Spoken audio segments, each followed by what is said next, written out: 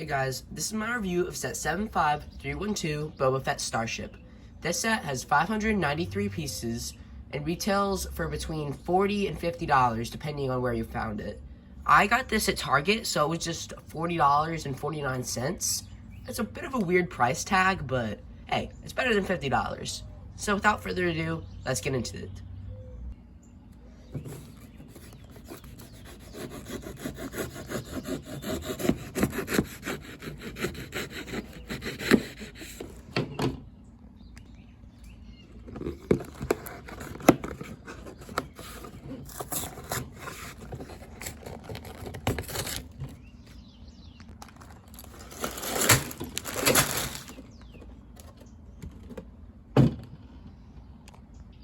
Inside, you'll find 4 numbered bags, your sticker sheet, and the instruction manual.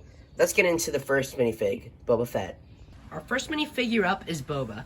So, to start, I love all the printing Lego's been giving him. Like, this is the same Boba Fett minifigure, as you can see with the head print there, that is in Boba Fett's Palace and the Boba Fett Starship Microfighter. Both, well, at least the Microfighter's from 2023, and the Palace is from 2022.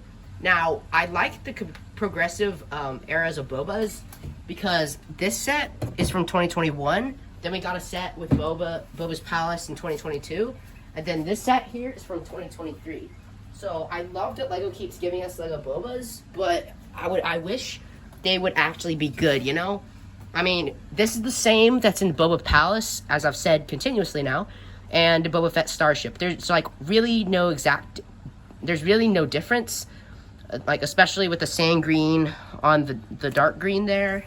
So, yeah, still a bad minifigure, but, I mean, at least they gave him a unique face print instead of just the old clone face, you know?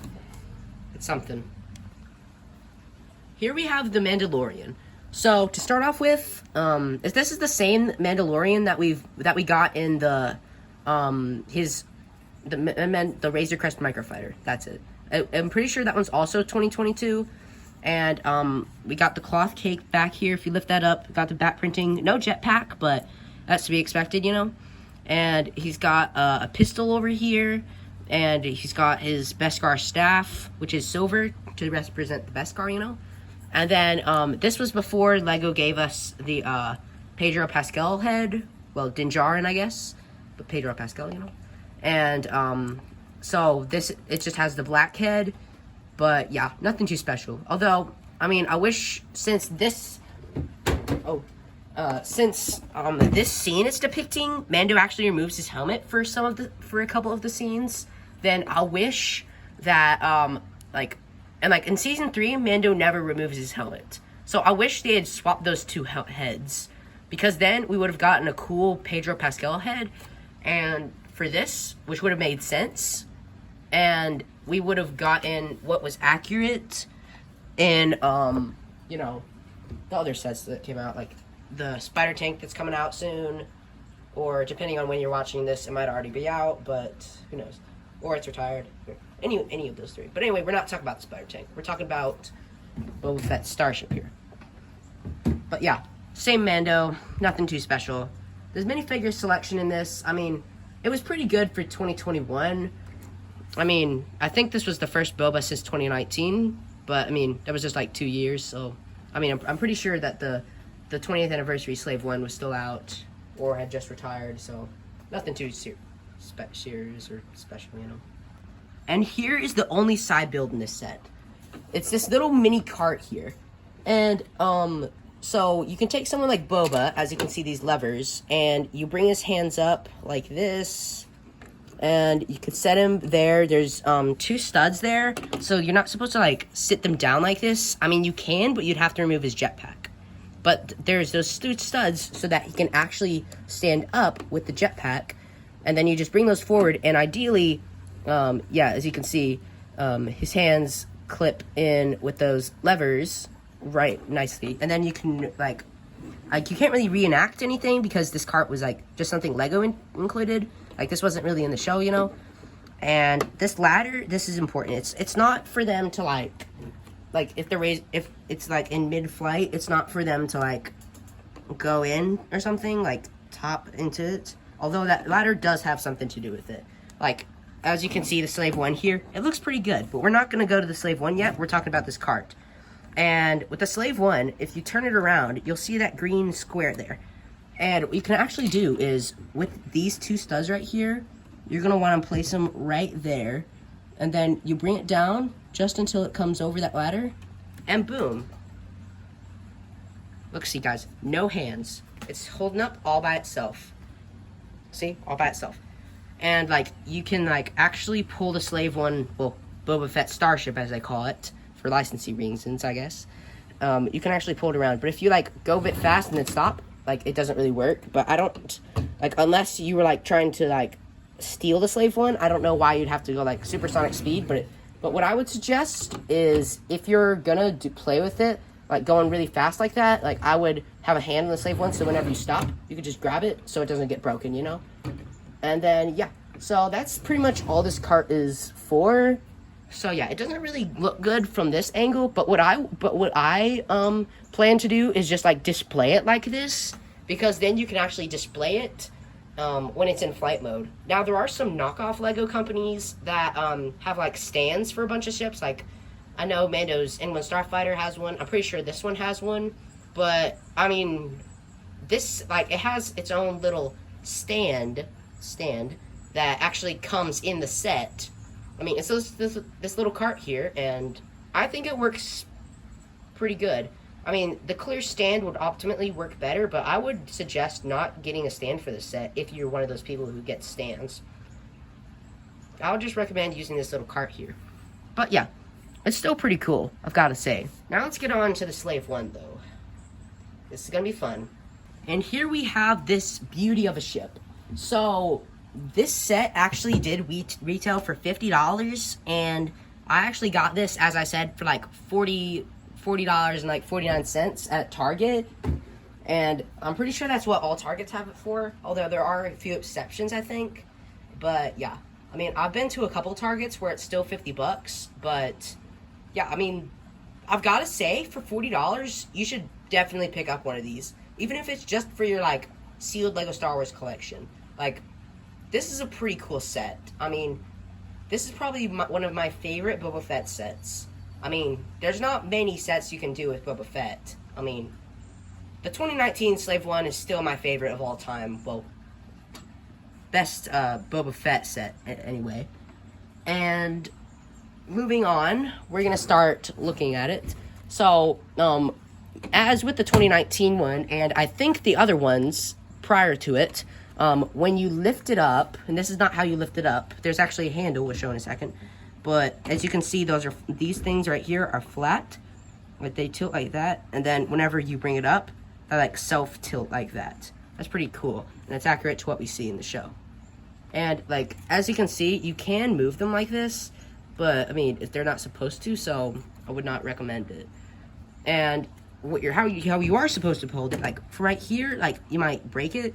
So, like, there's actually this part right here that you bring out, and there's actually a handle that you could use to hold it. It's not the most sturdy handle, but it works for what it's supposed to. So, yeah, I've got to say, it's probably one of the smallest handles I've ever seen, but hey, it works. But moving on to the back, actually, you can see, unlike the 2019 Slave 1, for Boba Fett, in 2019, for the Slave 1, then Boba Fett actually had a clip down here to put his blaster, but that is not present in this Slave 1. Unfortunately, that is just not present in this. Although, there are some cool stuff, like all these studs they used for the thrust there. I love how they were able to use like these pieces like here, these 2x3s with like this hole in the end, and put that there, and there. I think that works pretty good there, along with these here for the thrusts. That works pretty good. And then moving to the back here, this is where, I guess you could say we have our third character. Like, it's just a Gamorrean guard frozen in carbonite. It's nothing too special, and nothing to write home about, as people say. But, there is something cool about this. Because it is a 1x2, that, and then this high, if you have the Lego Razor Crest, which I do have here, As you probably know, if you open this, then there's actually 2 more of these people in carbonite. There's like this like scoundrel guy and like this weak-ray pirate. And what's cool is they are exactly the same size. Not counting the prints, they're exactly the same size. And what's cool about that is you can take one of them, like this weak-ray here, and you can just, we're gonna move that out of the way for a second. And you can just slide him in right there, and boom, he fits right in there. Now, these are the 2 sets that you can get these carbonite guys like this big in here. I mean, I think you might be able to get them in the UCS Razor Crest, but I do not have that kind of money to spend on a Razor Crest. Now, the Venator, though, that's a different story. But moving on, we're gonna get this guy out, and just to prove to you that all 3 can fit in there, we're gonna take the scoundrel guy, and we'll slide him in there, and boom, he fits just the same. So yeah, I like it. I like that they were able to incorporate that. But yeah, whenever you fit the Gomorian guard frozen in carbonite in there, he just slides in. Well, he should. He just slides in nice and snug right there. And then we got some stickers. We got like some scratches and marks there. We're gonna move the Razor Crest and these carbonite guys. And then we got a couple more scratches over there. And then these things. And we got a couple more stickers. Some more scratches there and there. And then we got like this 2x2 slant thing here.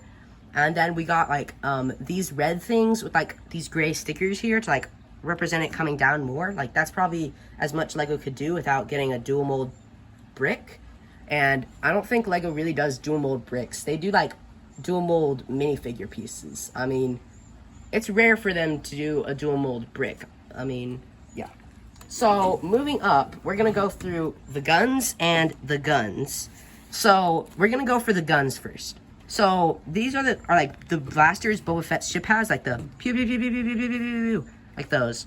And so you can move them up and down like that, both of them. And there's like 2 of them which are accurate. And like what I do is I usually just leave them like this. But I mean, whenever you go and land it, like that will be ready. And then like you can just move these like this. And then when you're going up, you can just move it like that, and boom, you're ready. Now, this does tend to like come out, so you might have to like push that in a bit more. But yeah, I mean, it's a bit awkward, but it is what it is, you know. And we can see a bit of greebling in there. Like there's a slant piece there, like one of those weird thingies in there, and some nice curvage up there. And then now we're gonna move on to the guns. And up here, they're stud shooters. So, I mean, Lego in all these sets, like the Razor Crest here, it has spring-loaded shooters. Which we're not gonna go into anything about the Razor Crest because this is a review for this, not the Razor Crest. So, the stud shooters here, everyone knows, you just push in that tab and, I mean, like, you just push that in. Well, they're supposed to go farther, but I was holding it back. But yeah, and then to reload them, you just snap them in like that, and boom, they're not going anywhere. But anyway, we'll come to the cockpit next after we come through this. So we got like this regular gray cone cylinder piece, like half cylinder. And then we have the same brick, but there's a sticker on here. Now, I wish they had printed it because as you can see, I didn't get my stickers lined up perfect. And it just looks a bit awkward, like because they have this big green piece here. And if you don't get it close enough, then there's just these big gray lines on it, and that doesn't really look that good. So that is definitely a downer. But the other really big thing I have to say about this is probably the hood. I mean, like you can see, like there's a big gap in there, which obviously Lego can't really fix that without designing a whole new mold. I mean, they could have built up a bit more bricks there, or like move this down one and built up some more cones there, or curves or something. But I mean, I guess that's all Lego could have done. But so I guess we'll give them a break there. And now moving on to the cockpit. So the cockpit is definitely interesting. So for whenever we're showing the cockpit, I'm gonna take the cart here that's on the stand, and we are going to put it on the stand because that's just a bit more easy. Oops. Okay, there we go. And yeah, now we're gonna move up into the cockpit. So moving down on the cockpit, if you can see it. Sorry guys, I'm adjusting my camera. Okay, there we go. So if you could see it in there, we got the control panel and some spots in there for Boba Fett to sit. I mean, I guess you could put Mando, but I mean, this is as the set says, it is Boba Fett's starship. So, I mean, obviously there's no place to put the blaster, which that is a downer, but I mean, I guess that's what they could do, so yeah. And what you're gonna do is there's a jumper plate right there, and oh, sorry guys, I just got that off the thing. Okay, there we go. And you can put it on the plate right here, and he fits nice and snug. Now you do have to move his rangefinder. Well, I think that's what it's called, his targeting sensor or something like that. I call it a rangefinder, and you just have to move that down like that, so this cockpit can close. Although, people are probably wondering, but what is the use for the control panel? I'll show you. So, moving this back down, if you see in there, there's actually some studs on the ground, and that's so you can actually take Boba, and you can just sit him in like this. I mean, like, you can just fly it around. You still have to put that thing down, but yeah, you could just fly it around like this, I guess. Or like that, or I don't know how you would fly it around. I seriously don't know how you would fly it around. I guess it'd probably be for like, just whenever like you could like reenact like, okay, we're gonna go now. And then like there, like you could just pretend like to move him there. But yeah, ideally you'd have him there, but I mean, you could put him in there if you want. It's totally up to your choice. Now, I realize this has been a bit of a lengthy review, but I just want to get all the details in. So, yeah, let's get out to the outro now. Let's go. Overall, for $50, I think this was probably a good set you could buy. I mean, for 500 and... Okay, you probably can't see that. For 593 pieces, I know you can't see that. This was a good buy for $50. Like, you got two... okay, minifigs. But the main part is the Slave One. Well, Boba Fett's Starship. I'm still not a fan of... It's still going to take some getting used to calling it... To, like, look and say, oh, look, it's Boba Fett's Starship. Instead of saying, hey, look, it's the Slave One. Because whenever I look at this, I say Slave One. I mean, there's nothing I can do about that except keep calling it, Boba Fett's Starship. So, yeah. Anyway, I mean, for $40, that's even better of a deal. I mean, you still get the same amount of stuff, but it's like $9.50 cheaper. I mean, well, $40.49, of course. Well, $9.51.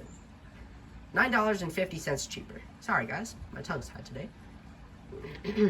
Anyway, that probably wraps up this review, so I'll see you next time.